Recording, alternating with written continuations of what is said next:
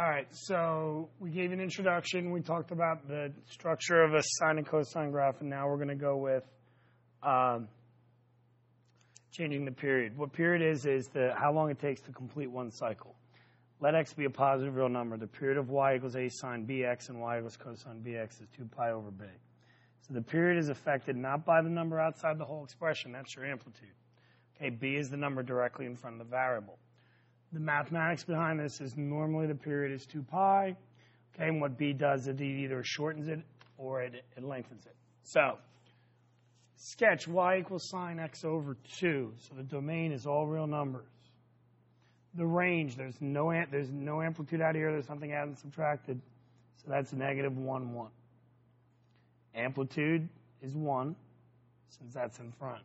What's going to change is the period. So this is what you do, all right? This is hopefully the point you get to. Okay, those are the quarter marks. With any sine graph, okay, it starts at 0, hits 0 in the middle, and then gets to 0 in the end. Reaches its maximum at the quarter point, minimum at the third quarter point. All right, so in both cases, that's going to be 1 and negative 1 because the amplitude is 1. So when I graph it, there we go. Now, the only difference is usually this was 0, pi over 2, pi, 3 pi over 2, and 2 pi. What we do is we turn around and we take 2 pi and we divide by whatever our coefficient is. Now, realize, please, when you have a fraction, this is the same thing as sine of 1/2 x. So the coefficient is 1/2. So I'm going to divide 2 pi by 1/2. 2 pi divided by 1/2 is 4 pi. All right? So all that means is this. That's going to be 4 pi. That's going to be 0 because there's no horizontal changes. Your halfway point is halfway to 4 pi, so that would be 2 pi. Okay? The 3/4 point is halfway between those. So you're just going to add them up and divide by 2. 2 plus 4 is 6. Half of 6 is 3. Same thing here. 0 plus 2 is 2. Half of 2 is 1. So that's basically what we're looking for. All right, so the difference is the period instead of 2 pi is 4 pi. And then basically, if this was a quiz or test, what I would like to see, you don't have to label them, is repeating, all right, that cycle. So that's what we would be looking at. All right, now y equals negative 3 cosine 2x. All right, y equals negative 3 cosine 2x.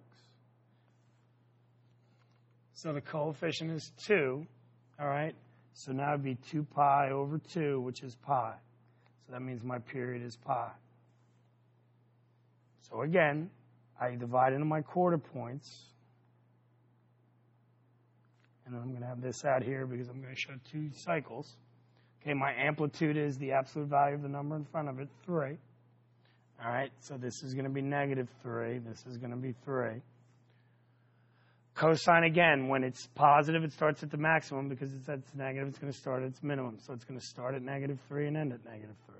At the halfway point, it will be at the positive 3. And then at the quarter points, it will be at 0. All right. Doesn't affect the domain for sine and cosine. We got all real numbers. The range is from negative 3 to 3 still. Okay. Because the period is pi, this is now pi, the end of it. So whatever your period is, that becomes your endpoint when you start at 0. Okay? So this would be, so halfway from 0 to pi would be pi over 2. So the halfway point would be pi over 2. Halfway point to pi over 2 would be pi over 4. Halfway between pi over 2 and pi. Well, here's how you figure that out. Pi over 2 plus pi divided by 2. So you're finding the average. When you're all done doing that math, it's 3 pi over 4.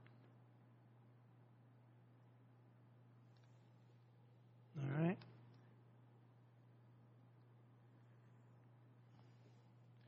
And there you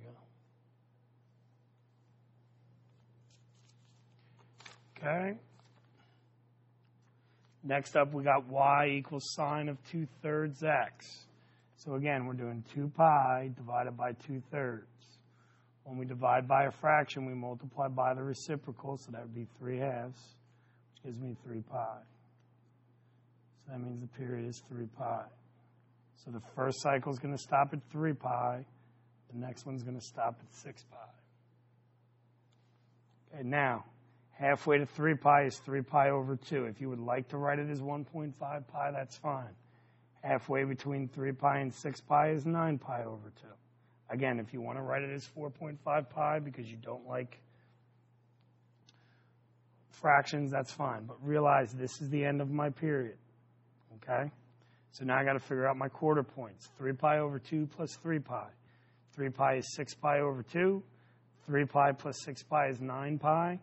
Midway would be 9 pi over 2 divided by 2, which is 9 pi over 4. Halfway between 0 and 3 pi over 2 would be 3 pi over 4. All right, so that's my quarter region.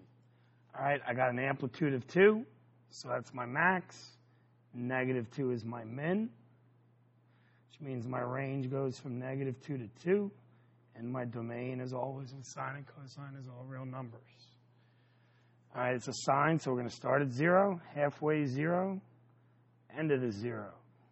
Quarter point is the max, third quarter point is the min.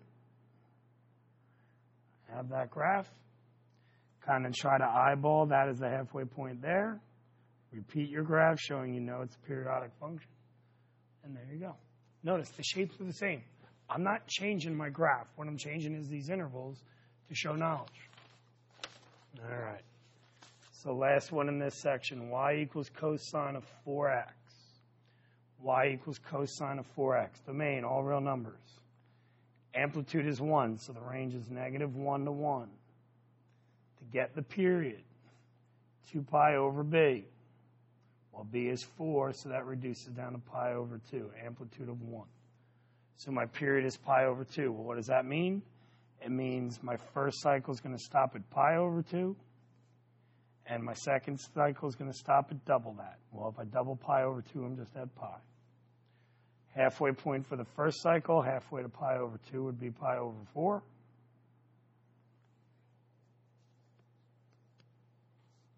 All right, halfway to pi over 4 would be pi over 8. Now, if it's easier for you, think of patterns. 1 pi over 8, 2 pi over 8, blank 4 pi over 8. 1, 2, blank 4. The one that's missing is 3 pi. So that's 3 pi over 8. If that's easier for you, go that way. Cosine starts at the maximum. There's no negative this time, so we're going to start at 4. Midway, it's at its minimum, so that'd be the -4. So we're going to have that. Halfway, we're at negative. At the end, we're going to be at the positive. Quarter points are the 0 points, or what we like to say in the math world, the x-intercepts. So there's our graph.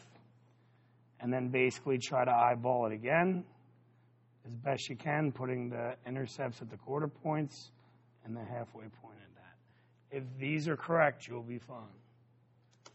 All right, so that covers the change of period.